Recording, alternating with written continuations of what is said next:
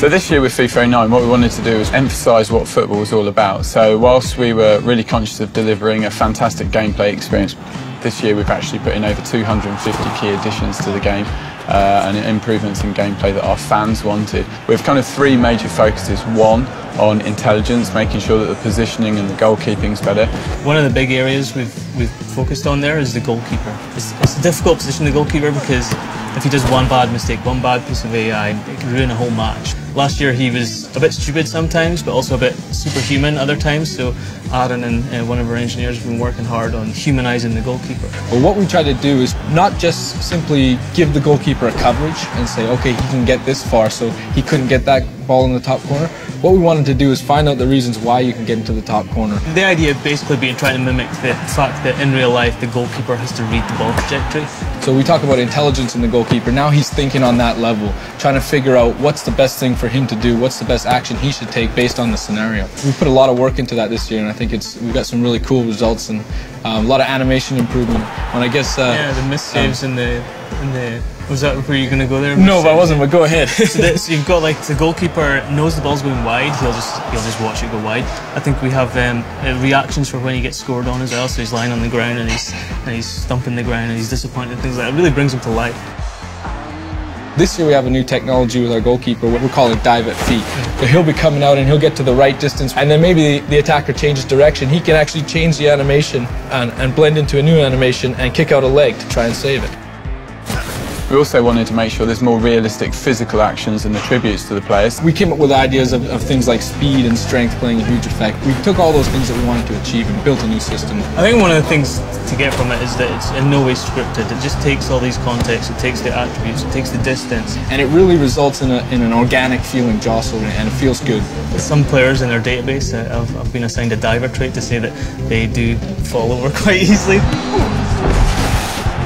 Again, on collisions, we have this new in-air jostle system. When you're battling for an in-air ball, you can fight with the other guy, and there'll be new animations for pushing him off. And we've worked hard on putting in things like, well, we'll put lots more animations in to deal with the context of where you've hit the player. I remember the first time I saw it on screen, I was dribbling down it, and somebody, I don't remember who I was playing, but came in and wiped me out with a slide tackle. And it was on one foot, and he took my standing foot, and the guy just went legs up in the air.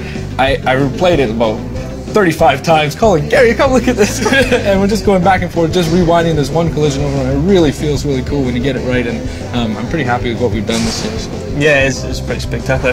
One of the things that can't be explained by either of us really is how it feels, and I think that's the huge thing for me. You picked up the game and it just felt right. Another cool feature that we put in this year is panic defense. What it is that notion for a defender that, you know, that ball's just out of reach. You really got to do anything you can to try and get a body part on it. It really comes alive when you see the new header animations we put in with players sort of ducking around one another, just trying to get a touch on the ball, and it shows the effort of the defense in their own 18.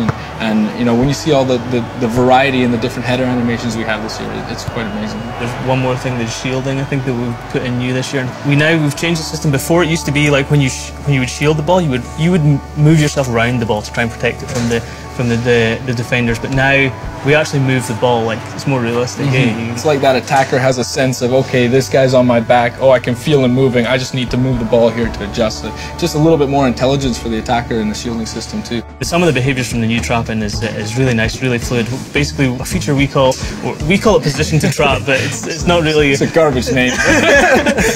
So basically what it is as the ball's coming and he's trapping it, if you want to trap it 180 behind you, the player might start moving in that direction, so that when he does trap it, it's a more fluid trap. It's not run, stop, trap the ball, run again.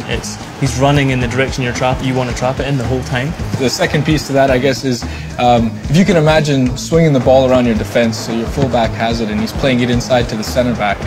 In last year's system, the center back would have had to face that player to receive that pass. That center back now has the intelligence to read what you want to do from your pad angle and figure out, okay, he's going out the next way, I need to open up my body, and he actually takes the ball in from the side, which is an easier trap or an easier first time pass out the other side, which makes the game flow a little bit better. We really want to make sure that the game's delivering the most responsive and attractive control system that you can get. So the dribbling, the passing and the shooting have all been improved to make sure when you want it to happen, it really does. But one of the things we've done this year is we've added more coverage. So we've added stretch passes and slide passes. So when that situation comes along where maybe a player is a little bit farther away from the ball and you request a pass, previous iterations we wouldn't have had an answer for you. Now we have that. Your player will actually slide out and show that effort and get to make that extra step. One of the things that is really pleasing for me is we just have so much animation variety this year compared to other years, like headers, passing there, shooting. There's just so much there, and some of them are really, really nice. I mean, obviously we've had motion capture events with some really top football stars. So we've got a system where we can add these fancy passes, some really spectacular moves, and not just spectacular but authentic. You can look at that and you can say that's football. So I'm an Aberdeen fan in Scotland. They're not doing quite so well at the moment. I think they finished 4th last season, a couple of semi-finals. We did well in the UEFA Cup, but yeah, I'm an Aberdeen fan for through thick and thin. I'm Arsenal through and through. Arsenal. He's a Jamaican supporter of Arsenal. It's like I have no respect for him whatsoever. When I was young, I went on a trip to England to play a tournament, and I got to go see a Charity Shields Arsenal versus Manchester United, and Ian Wright scored a scissor kick in that match, and from that day forward it was done. I watched all the matches and I fell in love. So I've been an Arsenal supporter since, despite what Gary likes to tell you, I've been an Arsenal supporter since day one.